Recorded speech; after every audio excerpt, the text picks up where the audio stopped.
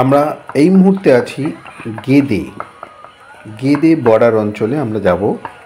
আমরা গেদে আছি।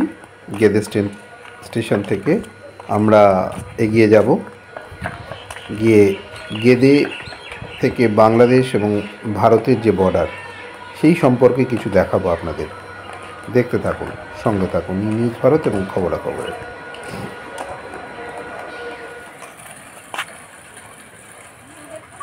দেখুন, ওপারে বাংলাদেশ, এপারে ভারত।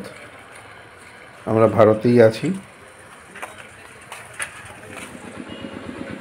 দেখুন, আপনাদের যাত্রা শুভ হোক। মানে বাংলাদেশ থেকে যারা যাচ্ছে তাদেরও যাত্রা শুভ হোক এবং বাংলাদেশ থেকে ভারতে যারা আসছে তাদেরও যাত্রা শুভ হোক। হ্যাঁ, বলতে বলতে আমরা চলে এলাম বাংলাদেশে একদম বিএসএফ ক্যাম্পে, যেখানে চেকিং হয়। এটা দেখাচ্ছি, দেখুন।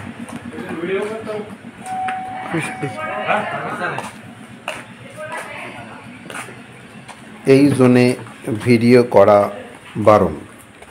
আমাদেরকে বাধা দিয়েছিল, কিন্তু কোনো কারণবশত আমাদের ওনারা ছেড়ে দেন এবং আমরা ভেতরটা কিছুটা দেখাতে পারি। সবটা না হলেও কিছুটা দেখাতে পারি।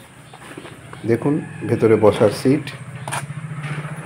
এখানে এসে মানে যাত্রীরাও বসতে পারেন। দেখুন, এখানে রেস্ট নেওয়ার সিট এবং এখান থেকে আপনার সার্চ যেটা হয়, মানে কার কি ব্যাগে কি আছে না আছে, কোথায় যাচ্ছে, সব ব্যাপারটা এখানে বসে বসে লাইন দিয়ে এই বিএসএফ যে এখানে এরিয়া আছে চেকিং পোস্ট, এই চেকিংয়ে গিয়ে চেক আপ করা হয়। মহিলাদের আলাদা, পুরুষদের আলাদা, সম্পূর্ণ আলাদাভাবে চেক করা হয়। দেখুন,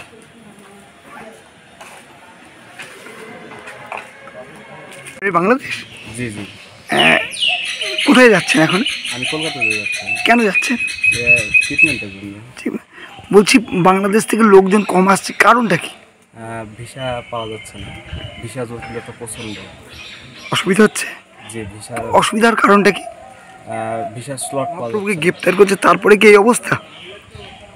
আপনার হচ্ছে আগে থেকে কম ছিল, মানে 5 তারিখের পর থেকে কম ছিল। তারপরে আপনার কিছুটা স্বাভাবিক করলো, করার পরে আবারও কম দেওয়া হলো। তারপরে আবার স্বাভাবিক করার পরে এখন দেশের পরিস্থিতি একটু মানে অন্যরকম একটা। আপনারা কি চাচ্ছেন?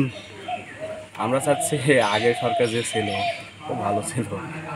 আপনার সে আগের সরকার ফিরিয়ে আনতে চাচ্ছেন? জি জি। আপনার নাম? আমার নাম ইকবাল।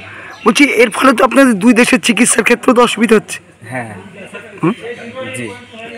আপনারা চান কি? আমরা চাই দুই দেশের সম্পর্ক খুব সুন্দর থাকুক। আমরা যেহেতু পার্শ্ববর্তী দুই দেশ এবং বন্ধুত্ব সম্পর্ক রাখলে আমাদের দুই দেশেরই সুবিধা হবে, এরকম মনে করছি আমরা। আপনার নাম? আমার নাম ইকবাল। বাড়ি? বাড়ি বাংলাদেশ। দেশ থেকে এলেন, বাংলাদেশের অবস্থা কীরকম বুঝলেন? ভয়াবহ অবস্থা, কি খুবই খারাপ? খুবই খারাপ অবস্থা। আপনার বাড়ি কোথায়? আমার বাড়ি কৃষ্ণনগর। আপনি বাংলাদেশ বেড়াতে গিয়েছিলেন? হ্যাঁ। কদিনের জন্য বেড়াতে গিয়েছিলেন? এই গত শনিবারে গেছি।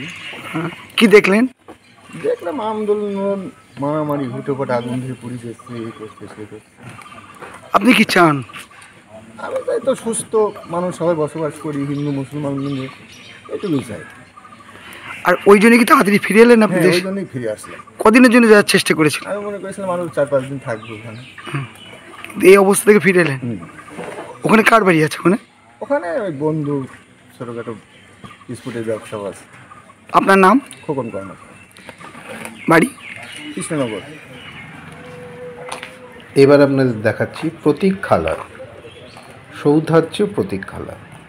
এখানে যারা ভারত থেকে বাংলাদেশ যাবে এবং যারা বাংলাদেশ থেকে ভারতে আসবে প্রত্যেকের জন্যে এখানে প্রতীক্ষালয়, মানে বুঝতে পারবেন এখানে।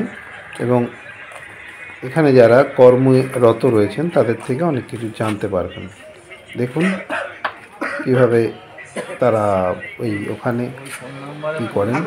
এবং এই যেটা দেখছেন সেটা হচ্ছে বৈদেশিক মুদ্রা বিনিময়, অর্থাৎ বাংলাদেশি টাকা ভারতে এবং ভারতের টাকা বাংলাদেশে কীভাবে যাতায়াত করে লিগ্যাল ওয়েজ, অর্থাৎ সরকারিভাবে, সেটাই আপনাদের দেখাচ্ছি। এবার আমরা এই অফিসে ঢুকলাম এবং এখানে আমরা জিজ্ঞেস করব এই বৈদেশিক মুদ্রা ট্রান্সফারের কিছু ব্যাপারে। দেখতে থাকুন, সঙ্গে থাকুন নিউজ ভারত এবং খবরাখবরে।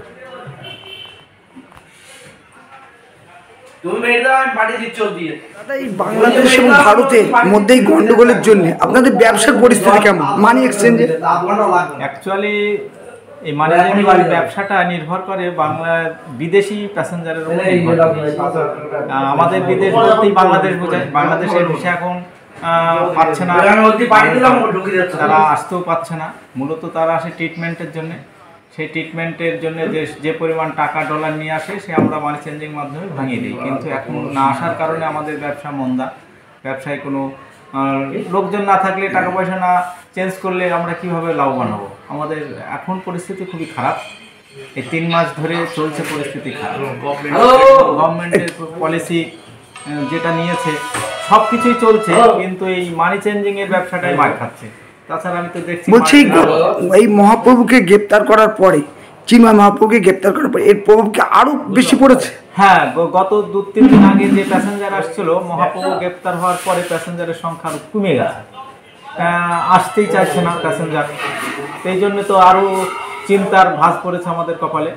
কারণ আমরা এই ওপরে নির্ভরশীল। আমাদের এখানে গেদেতে মোটামুটি 100 পরিবার মানি চেঞ্জিংয়ের সঙ্গে যুক্ত। আর হচ্ছে আনুষঙ্গিক যারা আছে 300 পরিবার এই ব্যবসার সঙ্গে যুক্ত আর কি, পরোক্ষ প্রত্যক্ষভাবে। আপনারা কি চান? আমরা চাই স্বাভাবিক শান্তি ফিরে আসুক বাংলাদেশে, স্থায়ী সরকার হোক এবং আমাদের বর্ডারে যে ভিসা সেটা পুনরায় চালু করলে সুবিধা। আপনার নাম? আমার নাম গৌতম নাথ।